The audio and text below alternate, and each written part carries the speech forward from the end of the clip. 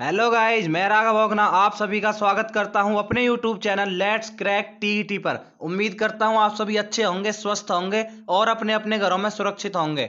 अगर आपको हमारे चैनल पर वीडियोस अच्छी लगती हैं तो वीडियोस को लाइक करें, कमेंट करें, शेयर करें और चैनल को सब्सक्राइब जरूर करें। सब्सक्राइब करने के बाद बेल आइकन जरूर प्रेस करें ताकि कोई भी फ्यूचर में वीडियो अपलोड हो तो सबसे पहले नोटिफिकेशन आपके पास पहुंच सके। तो चलिए सेशन शुरू करते हैं। आज हम पढ़ने जा रहे हैं क्या? आज पढ़ेंगे हम व्यक्तित्व प्रक्षेपण की विधियों के बारे में।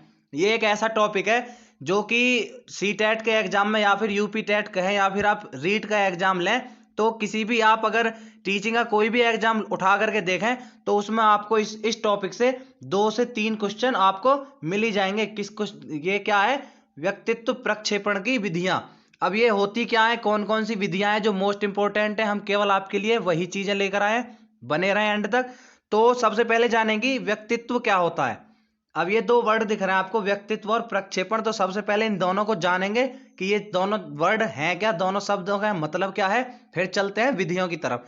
तो सबसे पहले क्या जानेंगे? व्यक्तित्व मतलब पर्सनैलिटी। अब ये पर्सनैलिटी जो शब्द है, ये पर्सनैलिटी शब्द का मतलब होता है व्यक्तित्व। अब ये आया कहां से? ये आया लैटिन भाषा के परसोना, एक लैटिन भाषा का एक शब्द होता है परसोना। परसोना से क्या लिया गया? ये पर्सनैलिटी लिया गया जिसका हिंदी में मतलब हो गया व्यक्तित्व। अब परसोना का मतलब क्या होता है? मुखौटा। परसोना का मतलब होता है मुखौटा। तो व्यक्तित्व कहां से लिया गया है? याद रखें, परसोना कौन सी भाषा का शब्द है? लैटिन भाषा का शब्द। हिंदी में मतलब क्या होता है इसका? मुखौटा। और ये लैटिन भाषा का शब्द है। तो अब ये हो गया पर्सनैलिटी या व्यक्तित्व। अब नेक्स्ट है प्रक्षेपण या प्रक्षेप क्या है।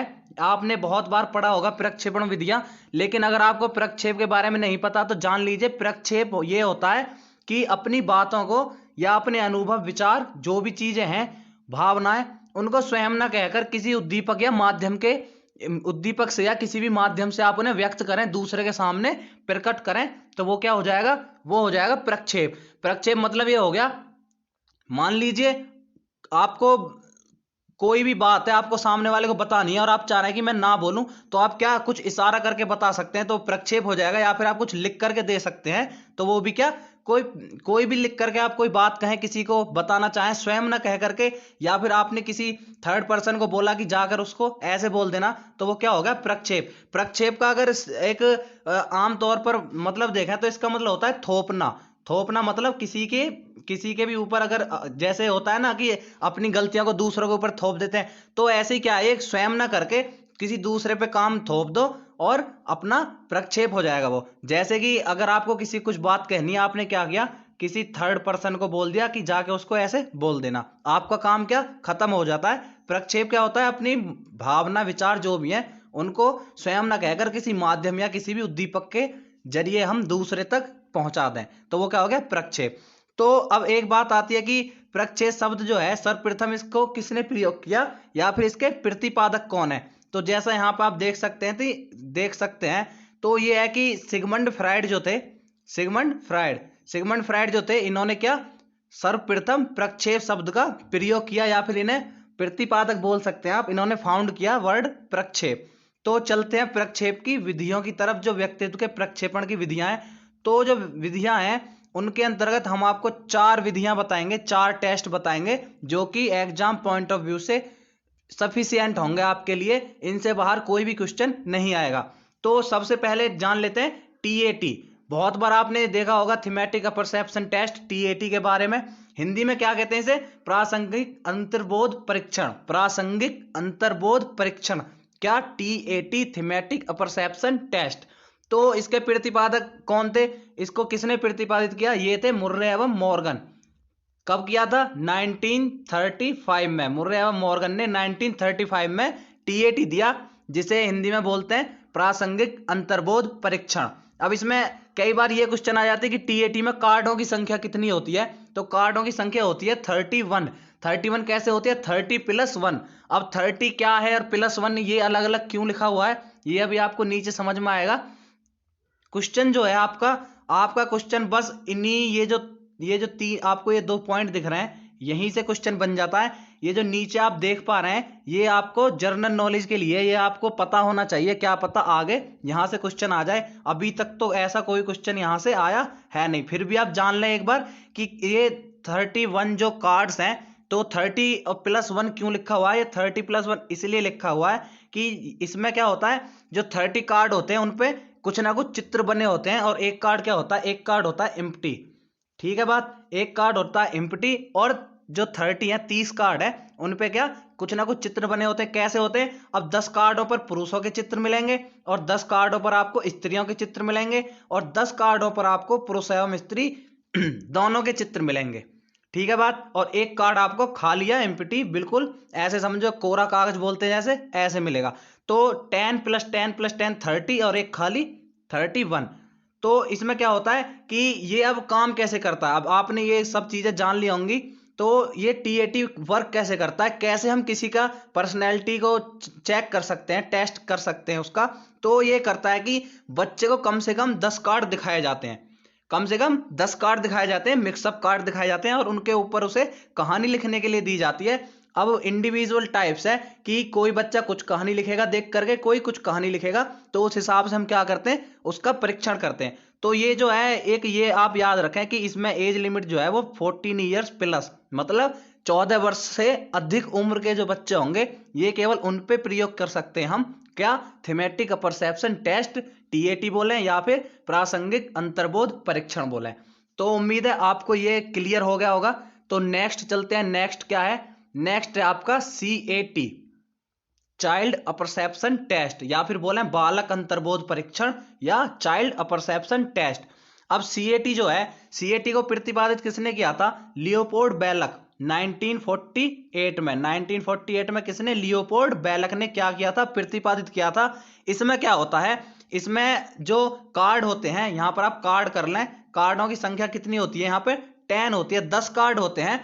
और ये जो 10 कार्ड होते हैं इन पर सभी 10 के 10 कार्डों पर क्या, जानवरों के चित्र होते हैं। अब ये वही बात है, आपको इतना समझ में आ गया कि प्रतिपादित किसने किया? बेलक साहब ने, लियोपोल्ड बेलक बोले। कब किया? 1948 में किया। कार्डों की संख्या कितनी? 10 होती है। लेकिन अब इसको वर्क कैसे करेगा, ये जो टेस्ट है चाइल्ड अपरसेप्शन टेस्ट, वर्क कैसे करता है? तो इसमें क्या है कि जो कार्ड होते हैं उन पे जानवरों के चित्र होते हैं, तो उन्हें बच्चों को दिखाया जाता है, उनके बारे में फिर पूछा जाता है। तो वही बात है, बच्चे उस कार्ड को देखकर कोई बच्चा कुछ बताएगा, कोई कुछ बताएगा। तो ये किन बच्चों पर प्रयोग कर सकते हैं आप? ये कर सकते हैं आप 3 to 11, मतलब 3 से 11 वर्ष के जो बच्चे होंगे, 3 से 11 वर्ष जिनकी आयु होगी, उन बच्चों पर आप ये चाइल्ड परसेप्शन टेस्ट को आप क्या कर सकते हैं? प्रयोग कर सकते हैं। तो अब ये याद रखें, बस इसमें याद रखने लायक क्या क्या चीजें होती हैं। एक तो ये कि चाइल्ड परसेप्शन टेस्ट किसने दिया? लियोपोल्ड बेलक। कब दिया? 1948 में। कार्डों की संख्या 10, और किस उम्र के बच्चों पर? 3 से 11। चलते हैं नेक्स्ट। तो नेक्स्ट है आईबीटी, ये सबसे ज्यादा पूछा जाने वाला क्या है? टेस्ट है, इंक ब्लॉट टेस्ट, स्याही धब्बा परीक्षण बोले, या फिर ये ऐसे पूछ लिया जाता है कि रॉर्सा स्याही धब्बा परीक्षण। अब रॉर्सा स्याही धब्बा परीक्षण इसे क्यों बोल देते हैं? क्योंकि प्रतिपादक जो थे इसके क्या थे? हरमन रॉर्सा। कब दिया था? 1921, 1921 में दिया था। इसमें क्या होता है, इसमें अभी कार्डों की संख्या कितनी है? 10। कार्डों की संख्या कितनी है? 10। तो अब 10 कैसे होती है कि 5 कार्ड क्या होते हैं? Black and white. यहां पर आप देख सकते हैं कि 5 कार्ड काले व सफेद, और 5 कार्ड क्या होते हैं? मल्टी कलर्स होते हैं, विभिन्न रंगों के धब्बे होते हैं। अब इन इंक ब्लॉट टेस्ट में होता क्या है, वर्क कैसे करेगा, ये होता क्या है? अब ये होता है कि आपने कोई भी एक कागज को लिया और इसको ऐसे उस पर कोई इंक डाली और बीचों बीच फोल्ड करके अपने पिंच कर दिया। उसके बाद जो भी आकृति बनेगी उस आकृति को आप बच्चों को दिखाएंगे और उसके बारे में क्या पूछेंगे, बच्चों को आकृति दिखाएंगे और उसके बारे में पूछेंगे। तो इससे क्या होगा कि बालक का भावात्मक क्रियात्मक परीक्षण होता है, भावात्मक परीक्षण भी हो जाएगा, क्रियात्मक परीक्षण भी हो जाएगा, और आपका पर्सनैलिटी परीक्षण तो होगा ही, क्योंकि ये क्या है, ये व्यक्तित्व प्रक्षेपण की विधियां हैं, पर्सनैलिटी टेस्ट है ये। तो अब यहाँ पर आप एक चीज ये याद रखने वाली है कि इसमें एज लिमिट क्या है, आप इसको किसी भी एज लिमिट पर क्या कर सकते हैं, प्रयोग कर सकते हैं। तो इसमें याद करने लायक बस यही चीजें होती हैं कि आईबीटी इंक ब्लॉक टेस्ट स्याही धब्बा परीक्षण हिंदी में बोलते हैं, प्रतिपादक हरमन रॉर्सा, कब दिया था? 1921, 1921 में, और कार्डों की संख्या 10, 5 कार्ड क्या है ब्लैक एंड व्हाइट, और 5 कार्ड विभिन्न रंगों वाले मल्टी कलर्स कार्ड है। ठीक है बात, बस इतना याद रखें, एग्जाम में इससे ज्यादा कभी नहीं पूछा गया और आगे भी शायद ना पूछा जाए। तो नेक्स्ट चलते हैं, नेक्स्ट और लास्ट, जो कि एग्जाम में 1 से 2 बार पूछा गया, ज्यादा नहीं पूछा जाता, इसलिए 1 से 2 बार है तो इंपॉर्टेंट हो जाता है पढ़ना, इसलिए पढ़ें आप। SCT सेंटेंस कंप्लेंट टेस्ट, मतलब वाक्य पूर्ति परीक्षण। अब इसमें क्या होगा, जैसा आप नाम से देख सकते हैं वाक्य पूर्ति परीक्षण, मतलब इसमें आपको वाक्य पूरे करने होंगे, आपको कुछ वाक्य दिए होंगे जो कि अपूर्ण होंगे या रिक्त स्थान होंगे जिनके अंदर, और आपको वो क्या फिल करने होंगे, पूर्ण करने होंगे। तो ये किसने दिया था, पाइन एवं टेंडलर 1930 में, यहाँ पर आप लिखा हुआ भी देख सकते हैं, पाइन एवं टेंडलर 1930।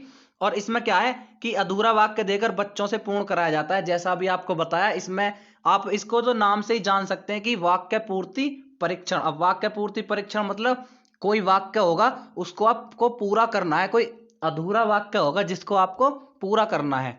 तो अगर उदाहरण के तौर पर देखें किस टाइप का अधूरा वाक्य होगा, तो यह है कि अगर तुम एग्जाम में अच्छे नंबर लाओगे तो तुम्हारे अभिभावक मतलब माता पिता तुम्हें देंगे।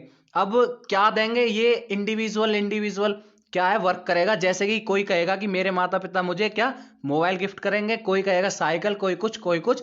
तो ये क्या है, ये SCT है, मतलब सेंटेंस कंप्लेंट टेस्ट, मतलब वाक्य पूर्ति परीक्षण। किसने दिया, आप एक बार फिर रिवाइज करें, किसने दिया, पाइन एवं टेंडलर 1930 में। इसमें क्या होता है, अधूरे वाक्य होते हैं। एक बार क्विक रिवीजन करेंगे। क्विक रिवीजन क्यों करेंगे, क्योंकि एग्जाम में जो जो इंपॉर्टेंट चीजें पूछी जाती हैं केवल वो देखेंगे। क्या कि TATA thematic apperception test, Murray एवं मॉर्गन 31 कार्ड, ये 3 चीजें याद रखें इसके बारे में बस। और 14 वर्ष से अधिक उम्र के बच्चों पर प्रयोग किया जाता है। मतलब प्रासंगिक अंतर्बोध परीक्षण के अंतर्गत हमें क्या क्या चीजें याद रखनी है। TAT किसने दिया, मुर्रे एवं मॉर्गन ने, कार्डों की संख्या 31, 30+1 करके, और 14 वर्ष से अधिक उम्र के बच्चों पर प्रयोग किया जाएगा। और नेक्स्ट है CAT किसने दिया, बालक अंतर्बोध परीक्षण, चाइल्ड परसेप्शन टेस्ट, लियोपोल्ड बेलक ने 1948, कार्डों की संख्या 10, 3 से 11 वर्ष के बच्चों के लिए प्रयोग किया जाता है।